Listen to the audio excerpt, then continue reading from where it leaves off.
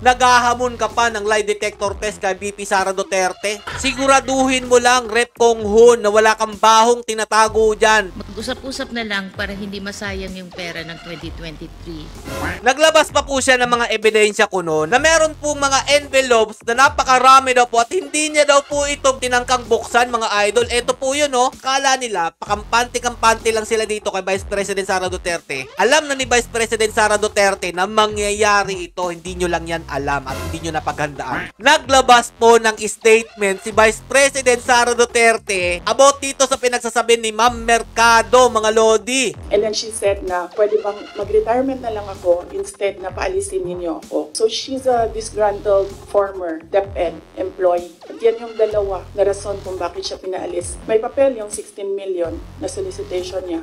May papel yung teaching position sa Region 7 na kinuha niya. Oh, ayan. Ito yung mga ebidensyang sinasabi. May papel na pinangahawakan si Vice President Sara Duterte na itong babaeng ito, meron talagang kabulastugang ginawa nung siya po'y nanunungkulan bilang Undersecretary ng DepEd. So, ito, basahin natin mga idol, ha. Basahin natin sabay-sabay para doon sa mga naniwalang mga syunga-syunga. Dear Blank,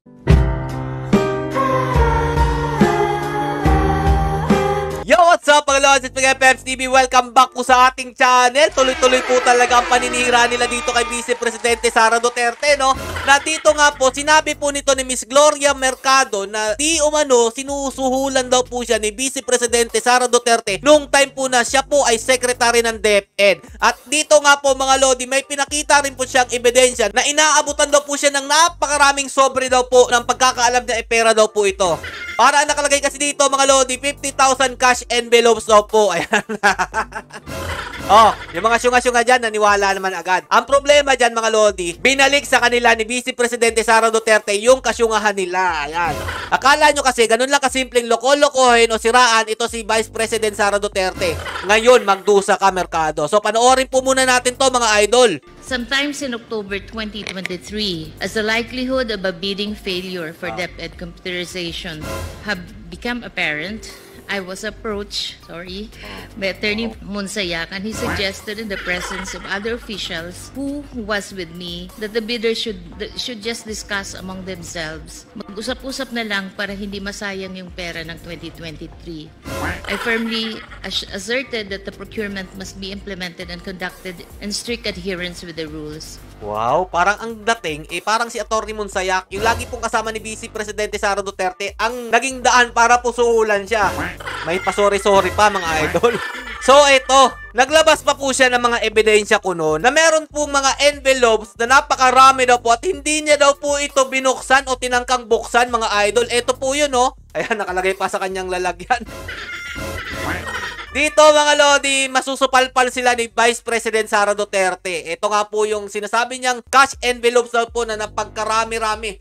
At pang dating pa dito, hindi daw po siya nasilaw dito mga lodi. O ito, pakinggan niyo po yung sinabi niya dito mga idol, ha. You did not open the envelope because you feel so uncomfortable. Do you confirm? Wow. Yes. And the reason, ma'am, is because you believe that that envelope is a bribe.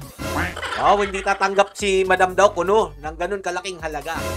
Pero dito sa video na ito, na isiniwalat ni Vice President Sara Duterte, ewan ko na lang kung maniwala pa kayo dito sa expose nito ni Ma'am Gloria Mercado na siya naman pala talaga ang manloloko. So ito, panoorin nyo pa muna mga lodi. Do you agree with me? Because I'm otherwise, you will not appreciate the job as difficult. You will not uncomfortable opening what you believe is allowance. It's kind of harsh word Galing. to use, bribe. Because if... Or should I say, Oh, it is a means to influence your decision being the hope. It could be. Ang galing na mo drama. Iba na yung Congress ngayon, no? Parang ang dadrama na ng datingan nila dyan. At ngayon parang merong mga play na dapat ito yung gawin mo, may role kayo, ganyan-ganyan. Yan ang nangyayari ngayon sa Congress, eh. Palalabasin nila na masama si Vice President Sara Duterte. Pero alam naman natin na hindi yun mangyayari dahil mag-utak po ito si Vice President. Lahat ng kinikilos nito, merong mga ebidensya, merong pang supalpal kung ano man ang mangyari. Alam naman natin ng mga Lodi na alam din ng mga Duterte na napakagulo, napakadumi ng politika. Kaya ito, mga Lodi, akala nila pakampante-kampante lang sila dito kay Vice President Sara Duterte. Alam na ni Vice President Sara Duterte na mangyayari ito, hindi nyo lang yan alam at hindi nyo napaghandaan. Kaya akala nyo makakalusot itong mga gantong pakulunin nyo.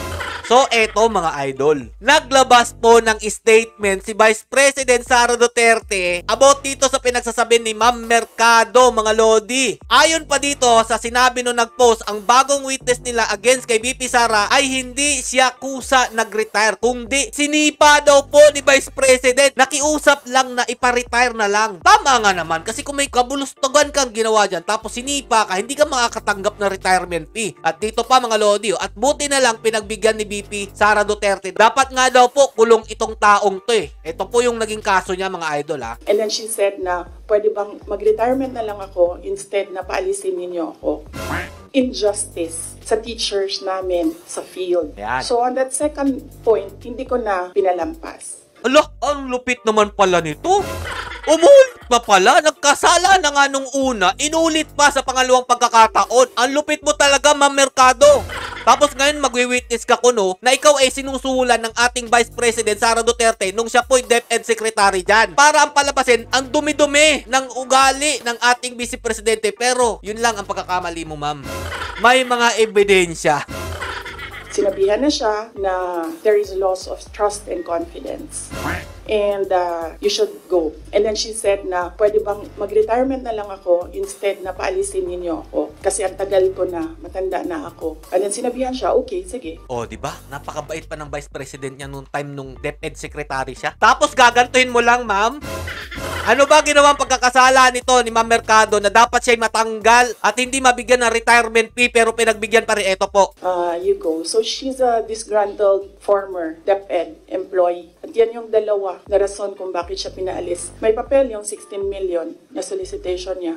May papel yung teaching position sa Region 7 na kinuha niya. Oh, ayan. Ito yung mga ebidensyang sinasabi. Ma'am Mercado at mga naniwala dito mga syunga-syunga. Ito po yun. May papel na pinangahawakan si Vice President Sara Duterte na itong babaeng ito meron talagang kabulastugang ginawa nung siya po'y nanunungkulan bilang Undersecretary ng DepEd kung di ako nakakamali.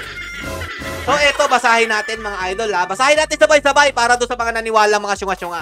Dear Blank, we thank you for giving the opportunity to discuss our project's proposal on facilitation of issue reporting and concerns management system for over the 1 million employees of this department. The Department of Education General User Response Optimization DepEd Guru.